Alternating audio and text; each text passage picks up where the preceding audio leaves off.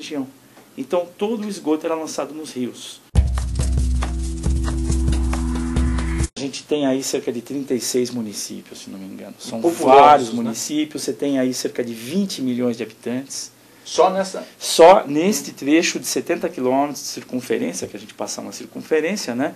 Está mais ou menos no entorno da região do Alto Tietê. Nós estamos na nascente do rio Tietê, a cerca de 90, 100 quilômetros da nascente. E já estamos completamente com uma população de 20 milhões de pessoas. O rio Tietê ele tem 1.100 quilômetros. Nós estamos no primeiro trecho dele, primeiro décimo do rio. E logo de cara a gente já coloca aqui uma cidade com 10 milhões de habitantes. E no seu entorno 20 milhões. Então 1/4 da população, eu diria metade da população do estado, está exatamente aqui na região metropolitana de São Paulo e adjacências. O adensamento populacional é enorme. Só para a gente ter uma ideia, a gente pegando aqui um quadro como esse do Brasil, a gente vê aqui as 10 maiores densidades demográficas por quilômetro quadrado. Segundo lugar, Diadema. Terceiro lugar, aqui a nossa Carapicuíba, aqui da região. Quarto lugar, Osasco, a nossa Osasco. Quinto lugar, Taboão da Serra, aqui nas vizinhanças. Então você está vendo que dos 5 primeiros lugares, 2 municípios são daqui da região, sendo que o nosso município de Osasco está em 4º lugar. Ou seja, o que é isso? A ONU fez uma análise mundial e chegou à constatação que uma bacia, para ser autossustentável do ponto de vista hídrico, deveria ter uma disponibilidade superior a 1.500 metros cúbicos por habitante por ano. Ou seja, nós temos 10 vezes menos água do que requer uma bacia para ser autossustentável do ponto de vista hídrico. A questão do abastecimento de São Paulo, ele nunca diminui, ele sempre é crescente. O grande desafio que nós temos é esse. Nós temos uma região metropolitana, onde só na parte norte, onde tem o sistema Cantareira, a gente produz 34 mil litros por segundo. É uma quantidade brutal de água, né?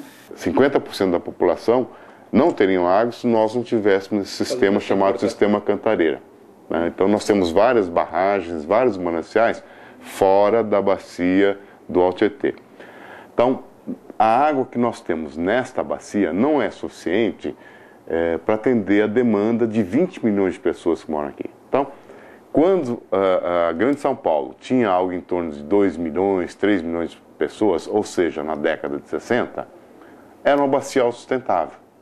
Mas como esta região teve um crescimento demográfico muito acelerado na década de 60 e 70, hoje nós estamos com 20 milhões. Bom, em São Paulo hoje a gente tem mais ou menos um número de cerca de 65 mil litros por segundo.